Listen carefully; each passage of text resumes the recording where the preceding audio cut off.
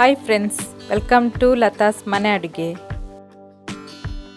ಕೇಸುವಿನ ದಂಟನ್ನು ತೆಗಿತಾ ಇದ್ದೇನೆ. ನೋಡಿ, ಈ ಥರ ಇದೆ. ಮಳೆಗಾಲದಲ್ಲಿ ಕೇಸುವಿನ ದಂಟಿಂದ ಸಾಂಬಾರು ಅಥವಾ ಪಲ್ಯ ಮಾಡ್ತಾರೆ, ಹಾಗೆ ಎಲೆಯಿಂದ ಪತ್ರೊಡೆಯನ್ನು ಮಾಡ್ತಾರೆ. ಇವತ್ತು ನನಗೆ ಖಾಲಿ ದಂಟು ಮಾತ್ರ ಬೇಕು. ಇಲ್ಲಿ ದಂಟನ್ನು ನೋಡಿ ತೆಗೆದಿಟ್ಕೊಂಡಿದ್ದೇನೆ.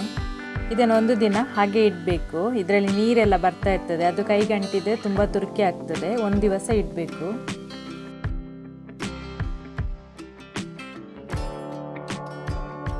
ಒಂದು ದಿನದ ನಂತರ ದಂಟು ಹೀಗಾಗಿರ್ತದೆ, ನೀರೆಲ್ಲ ಬರೋದು ಅದು ನಿಂತಿರ್ತದೆ.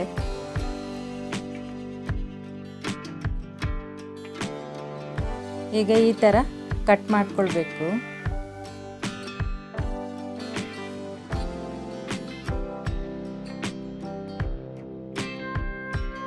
ಈಗ ಈ ಥರ ಅದರ ಹೊರಗಿದ್ದು ನಾರನ್ನೆಲ್ಲ ಚೆನ್ನಾಗಿ ತೆಗಿಬೇಕು.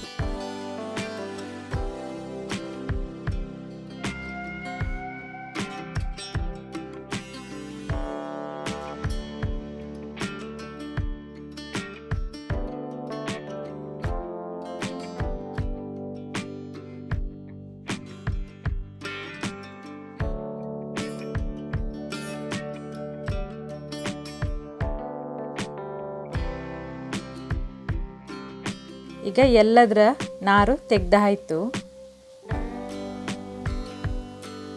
ನೋಡಿ, ಹೀಗೆ ತೆಗೆದಿದ್ದೇನೆ. ಈಗ ಇದನ್ನು ಸಣ್ಣ ತುಂಡುಗಳಾಗಿ ಕಟ್ ಮಾಡಿಕೊಳ್ಬೇಕು.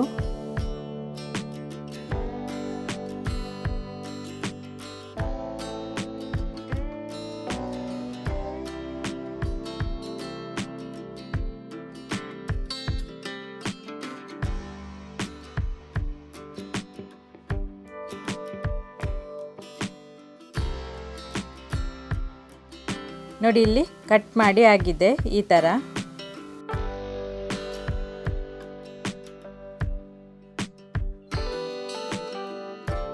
ಈಗ ಪಾತ್ರೆಯನ್ನು ಒಲೆಯಲ್ಲಿಟ್ಟು ಅದಕ್ಕೆ ಕಟ್ ಮಾಡಿರುವಂಥ ಕೇಸುವಿನ ದಂಟಿನ ತುಂಡುಗಳನ್ನು ಹಾಕ್ಕೊಳ್ತಾ ಇದ್ದೇನೆ.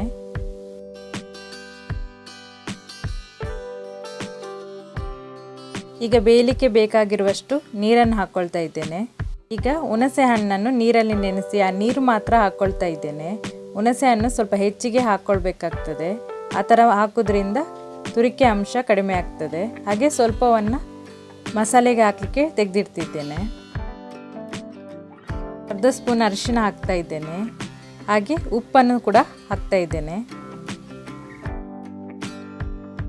ಈಗ ಇದನ್ನು ಚೆನ್ನಾಗಿ ಮಿಕ್ಸ್ ಮಾಡಿಕೊಳ್ಬೇಕು.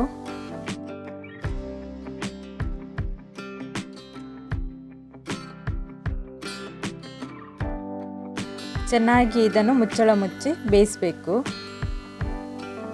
ನೋಡಿ, ಈಗ ಇಲ್ಲಿ ಚೆನ್ನಾಗಿ ಬೆಂದಿದೆ.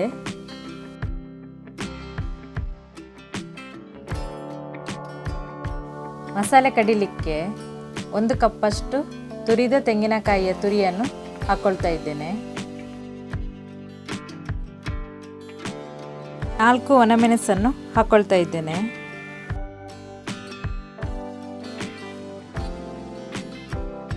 ಬೆಳ್ಳುಳ್ಳಿ 5 ತೆಗೆದುಕೊಂಡಿದ್ದೇನೆ. ಹಾಗೆ 1 ಈರುಳ್ಳಿಯನ್ನು ಹಾಕ್ಕೊಳ್ತಾ ಇದ್ದೇನೆ. ಉಳಿದಿರುವಂಥ ಹುಳಿಯನ್ನು ಹಾಕ್ಕೊಳ್ತಾ ಇದ್ದೇನೆ.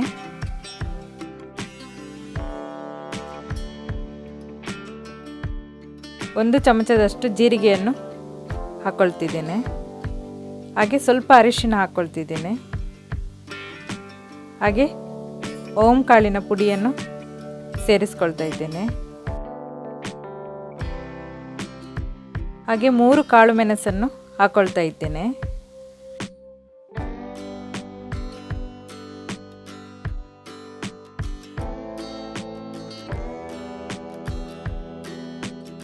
ಈಗ ಇದನ್ನು ನೀರು ಹಾಕಿ ಸಣ್ಣಗೆ ರುಬ್ಕೊಳ್ಬೇಕು.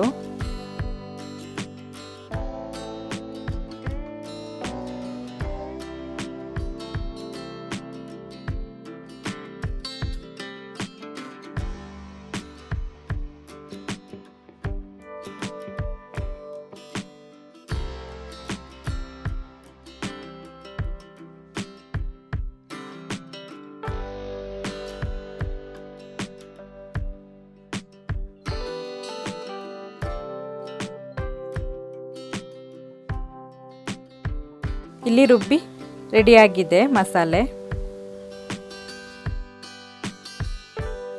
ಈಗ ರುಬ್ಬಿರುವಂಥ ಮಸಾಲೆಯನ್ನು ನಾನು ಇದಕ್ಕೆ ಸೇರಿಸ್ಕೊಳ್ತಾ ಇದ್ದೇನೆ.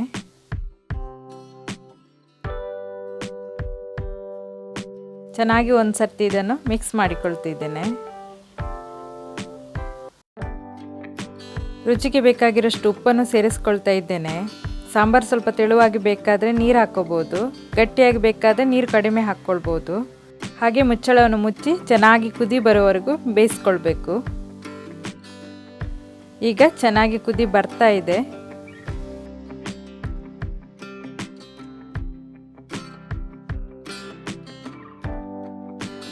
ಈಗ ಇದು ಚೆನ್ನಾಗಿ ಬೆಂದಿದೆ ಕೂಡ. ಈಗ ಇದಕ್ಕೆ ಒಗ್ಗರಣೆ ಹಾಕ್ಕೊಳ್ಳುವ. ಒಗ್ಗರಣೆಗೆ ತೆಂಗಿನ ಎಣ್ಣೆಯನ್ನು ಹಾಕ್ತಾ ಇದ್ದೇನೆ. ಅದಕ್ಕೆ 1 ಸ್ಪೂನಷ್ಟು ಸಾಸಿವೆ, ಹಾಗೆ ಒಣಮೆಣಸನ್ನು ತುಂಡು ಮಾಡಿ ಹಾಕ್ತಾ ಇದ್ದೇನೆ. ಹಾಗೆ ಕರಿಬೇವಿನ ಸೊಪ್ಪನ್ನು ಹಾಕ್ತಾ ಇದ್ದೇನೆ. ಈಗ ಈ ಒಗ್ಗರಣೆ ಮಿಶ್ರಣವನ್ನು ಸಾಂಬಾರಿಗೆ ಸೇರಿಸ್ಕೊಳ್ತಾ ಇದ್ದೇನೆ. ಇಲ್ಲಿ ಕೆಸುವಿನ ದಂಟಿನ ಸಾಂಬಾರು ರೆಡಿಯಾಗಿದೆ. ಈ ರೆಸಿಪಿ ನಿಮಗೆ ಇಷ್ಟ ಆದರೆ ಲೈಕ್ ಮಾಡಿ, ಶೇರ್ ಮಾಡಿ, ಸಬ್ಸ್ಕ್ರೈಬ್ ಮಾಡೋದನ್ನು ಮರಿಬೇಡಿ. Thank you for watching.